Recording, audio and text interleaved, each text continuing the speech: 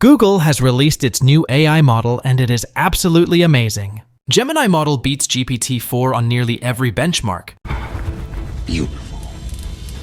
Gemini can seamlessly understand and work with various types of information, such as text, images, audio, video, and coding languages, by generalizing and processing them smoothly. If you are in the United States, you can actually use it right now in Bard Chatbot.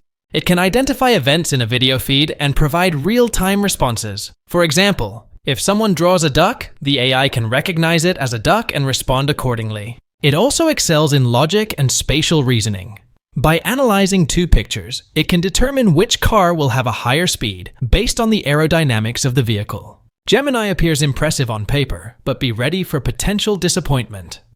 The Nano and Pro models will be accessible on Google Cloud starting December 13th, while the Gemini Ultra Pro Max is expected to be released next year. What do you think about this new AI model? Comment down below. Thank you for watching and don't forget to subscribe.